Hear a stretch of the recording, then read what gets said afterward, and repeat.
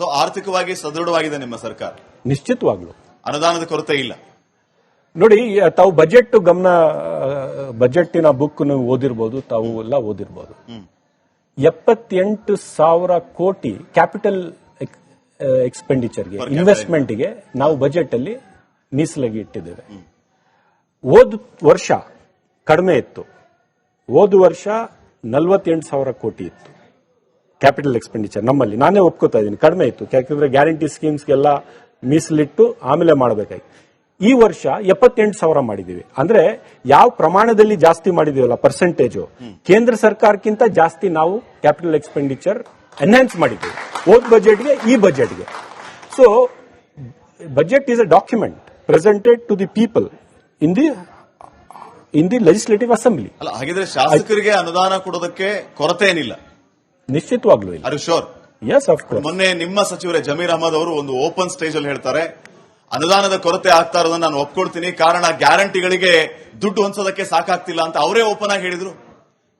ನಾನು ಅವರ ಸ್ಟೇಟ್ಮೆಂಟ್ ಗಮನ ನಾನು ಕೊಟ್ಟಿಲ್ಲ. ನಾನು ಹೇಳ್ತಿದ್ದೀನಿ ಸಚಿವ ಜಮೀರ್ ಅಹಮದ್ ಅವರು ಓಪನ್ ಸ್ಟೇಟ್ಮೆಂಟ್ ಕೊಡ್ತಿದ್ದಾರೆ, ಗ್ಯಾರಂಟಿಗೆ ಹೊಂದಾಣಿಕೆ ಮಾಡೋದಕ್ಕೆ ಕಷ್ಟ ಆಗ್ತಾ ಇದೆ, ಹಿಂಗಾಗಿ ಅನುದಾನಕ್ಕೆ ದುಡ್ಡು ಕಡಿಮೆ ಇದೆ, ಒಪ್ಕೋತೀನಿ ಅಂತ ಅವರೇ ಹೇಳ್ತಾರೆ.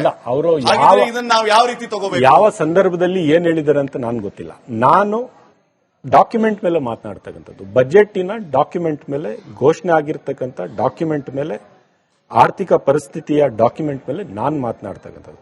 ಹೌದು, 50,000 ಕೋಟಿ ನೀವು ಗ್ಯಾರಂಟಿ ಸ್ಕೀಮ್ಸ್ಗೆ ಏನ್ ಕೊಡ್ತಾ ಇದೀವಿ, ಅದನ್ನು ಇದಕ್ಕೆ ಕ್ಯಾಪಿಟಲ್ ಎಕ್ಸ್ಪೆಂಡಿಚರ್ ನೀವು ಇನ್ಕ್ಲೂಡ್ ಮಾಡಿದ್ರೆ ಇನ್ನೂ ಜಾಸ್ತಿ ಆಗ್ಬೋದು. ಆದರೆ ಈ ಸಮಾಜದಲ್ಲಿ ಯಾವ ಸಮಾಜದಲ್ಲಿ ಸಮಾನತೆ ಇಲ್ಲ, ಯಾವ ಸಮಾಜದಲ್ಲಿ ನೀವು ಎಕನಾಮಿಕ್ ಈಕ್ವಾಲಿಟಿ ಇಲ್ಲ, ಒಂದು ದೊಡ್ಡ ವರ್ಗ ಬಡತನದಲ್ಲಿದೆ, ಒಂದು ದೊಡ್ಡ ವರ್ಗಕ್ಕೆ ಸಹಾಯದ ಹಸ್ತ ಜಾಚಬೇಕಂತ ಸರ್ಕಾರದ ಕರ್ತವ್ಯಗಳಿದಾವೆ, ಆ ವರ್ಗಕ್ಕೆ ಇವತ್ತು ಸಹಾಯ ಮಾಡ್ತಾ ಇರತಕ್ಕಂಥದ್ದು ನಾವು. ಅದರಿಂದ ಪರಿಣಾಮ ಏನಾಗುತ್ತೆ ಅಂತ ನೀವು ಎಕನಾಮಿಕ್ ಸ್ಟಡೀಸ್ ಅನ್ನು ನೀವು ನೋಡಿದ್ರೆ, ಇದು ಅವ್ರಿಗೆ ದುಡ್ಡು ಕೊಟ್ಟ ತಕ್ಷಣ 2,000 ಮಹಿಳೆಯರಿಗೆ ಅವರು ಮಹಿಳೆಯರ ಅಕೌಂಟ್ ಅಲ್ಲೇ ಬಿದ್ದಿರ್ತದೆ ಅಥವಾ ವೇಸ್ಟ್ ಆಗುತ್ತೆ ಅಂತೆಲ್ಲ, ಅದೇ ದುಡ್ಡು ವಾಪಸ್ ಮಾರ್ಕೆಟ್ಗೆ ಬರುತ್ತೆ. ಏನ್ ಖರೀದಾರಿ ಆಗುತ್ತೆ, ಯಾವ ರೀತಿಯಲ್ಲಿ ಖರ್ಚು ಮಾಡ್ತಾರೆ, medium and small scale industries ಅದರ ಪರಿಣಾಮ ಏನಾಗುತ್ತೆ, ಅದು ಸೇಲ್ಸ್ ಹೆಚ್ಚಾದಾಗ ಅಲ್ಲಿ ಉದ್ಯೋಗ ಸೃಷ್ಟಿ ಆಗುತ್ತೆ, GST ಮತ್ತೆ ಕಲೆಕ್ಟ್ ಮಾಡ್ತೀವಿ, ಆ ದುಡ್ಡು ವಾಪಸ್ ನಮಗೆ ಬರುತ್ತೆ. It's an economic model. ನಾವೇನು ಸರ್ಕಾರ ಅಂದ್ರೆ ಪ್ರಾಫಿಟ್ ಮೇಕಿಂಗ್ ಬಾಡಿ ಅಲ್ಲ. ಶಾಸಕರುಗಳು ಪ್ರತಿಭಟನೆ ಮಾಡೋ ಹಂತಕ್ಕೆ ಹೋದ್ರು ಸರ್, ಅನುದಾನ ಕೊಡಿ ಅಂತ ಹೇಳಿ. ಪ್ರತಿಭಟನೆ ಮಾಡಿ ಅನುದಾನ ತಗೊಳ್ಳುವಂತ ಪರಿಸ್ಥಿತಿ, ಕೋರ್ಟ್ ಹೋಗಿ ಅನುದಾನ ತಗೊಳ್ಳುವಂತ ಪರಿಸ್ಥಿತಿ ಅಲ್ಲ. ಕೇಳಿಲಿ, ಯಾತಕ್ಕೆ ಕೋರ್ಟ್ ಹೋಗಿದ್ವಿ ಅಂತಾನು ನೀವು ತಿಳ್ಕೊಳ್ಳಿ.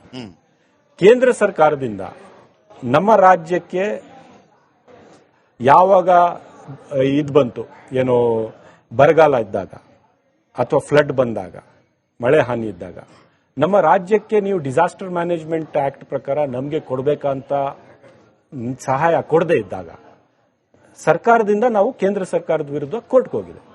ಸುಪ್ರೀಂ ಕೋರ್ಟ್ನವರು ನಮ್ಮ ರಾಜ್ಯದ ಪರಿಸ್ಥಿತಿ ನೋಡಿ ಕೇಂದ್ರ ಸರ್ಕಾರಕ್ಕೆ ಡೈರೆಕ್ಟ್ ಮಾಡಿದ್ದಾರೆ, ನೀವು ಇಮಿಡಿಯೇಟ್ಲಿ 1,000 ಕೋಟಿ ಅವ್ರನ್ನ ರಿಲೀಸ್ ಮಾಡಬೇಕು ಅಂತ. ಅಂದ್ರೆ ನಮ್ಮ ವಿಕ್ಟ್ರಿ ತಾನೇ ಅದು. ಮತ್ತೆ ನಾವು ಇಲ್ಲಿ ರಾಜ್ಯ ಸರ್ಕಾರ ಯಾವುದೇ ಆಗ್ಲಿ, ಕಾಂಗ್ರೆಸ್ ಇರಲಿ, ಬಿಜೆಪಿ ಆಗ್ಲಿ, ಬೇರೆ ಪಕ್ಷದವರಾಗ್ಲಿ, ನಾವು ಕೊಟ್ಟಿರ್ತಕ್ಕಂಥ ಹಣನೇ ಕೇಂದ್ರ ಸರ್ಕಾರಕ್ಕೆ ಹೋಗಿರ್ತಕ್ಕಂಥದ್ದು.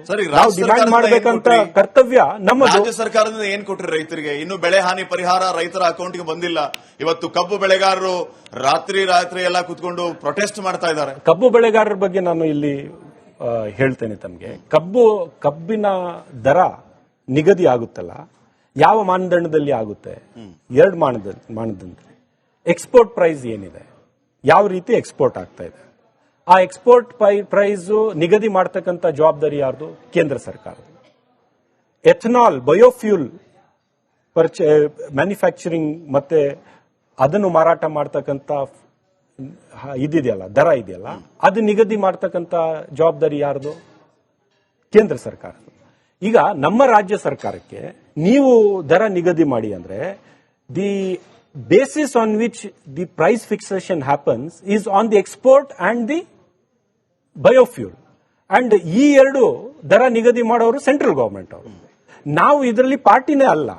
ಸೆಂಟ್ರಲ್ ಗವರ್ಮೆಂಟ್ ಏನ್ ದರ ನಿಗದಿ ಮಾಡ್ತಾರೆ ಅದ್ರ ತಕ್ಕಂತೆ ಇಲ್ಲಿ ಶುಗರ್ ಮಿಲ್ಸ್ ಅವರು ಫಿಕ್ಸ್ ಮಾಡ್ತಾರೆ ಪರ್ಚೇಸ್ ಪ್ರೈಸ್. ಇದರಲ್ಲಿ ನಮ್ಮ ಪಾತ್ರನೇ ಇರಲಿಲ್ಲ. ಈಗ ಹರಿಯಾಣ, ಪಂಜಾಬ್ ಭಾಗದಲ್ಲಿ 9 to 10% ಕಬ್ಬನ್ನ ಬೆಳೀತಾರೆ. ಅಲ್ಲಿ ಪ್ರೊಡಕ್ಷನ್ 9 to 10% ಇದೆ. 3,500ಗಿಂತ ಹೆಚ್ಚು ಅಲ್ಲಿ ಬೆಂಬಲ ಬೆಲೆ ಸಿಗುತ್ತೆ. ನಮ್ಮ ಉತ್ತರ ಕರ್ನಾಟಕ ಭಾಗದಲ್ಲಿ, ನಮ್ಮ ರಾಜ್ಯದಲ್ಲಿ ಆ ಬೆಳಗಾವಿ ಜಿಲ್ಲೆಯಿಂದಾನೇ 12-15% ನಷ್ಟು ಕಬ್ಬು ಪ್ರೊಡಕ್ಷನ್ ಆಗುತ್ತೆ. ಆದ್ರೆ ಇಲ್ಲಿನ ರೈತರಿಗೆ ಎಷ್ಟು ಸಿಗ್ತಾ ಇದೆ ಬೆಂಬಲ ಬೆಲೆ?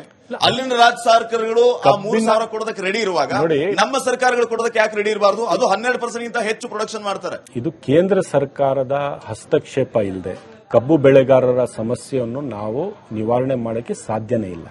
ಆರ್ಗ್ಯುಮೆಂಟ್ ಸೇಕಾಗಿ ನೀವು ಏನಾದರೂ ಆರ್ಗ್ಯುಮೆಂಟ್ ಮಾಡಿ, ನಾನು ಏನಾದರೂ ಆರ್ಗ್ಯುಮೆಂಟ್ ಮಾಡಬಹುದು. ಆದರೆ basis of sugar cane price fixation depends on central government's policy. ಹಾಗಿದ್ರೆ ರೈತರ ಮುಂದೆ ಹೋಗಿ ಹೇಳ್ಬೋದಲ್ಲ, ಕೇಂದ್ರ ಸರ್ಕಾರದ ಪಾತ್ರ ನಮ್ದೇನಿಲ್ಲ, ನಾವೇನ್ ಮಾಡಕ್ಕಾಗಲ್ಲ. ನಿಶ್ಚಿತವಾಗ್ಲೂ ಹೇಳ್ತೀವಿ. ನಾವು ಮಾಡಕ್ಕಾಗಲ್ಲ ಅಂದ್ರೆ ಅವ್ರು ಬೀದಿಗೆ ಬಿಡೋದಿಲ್ಲ.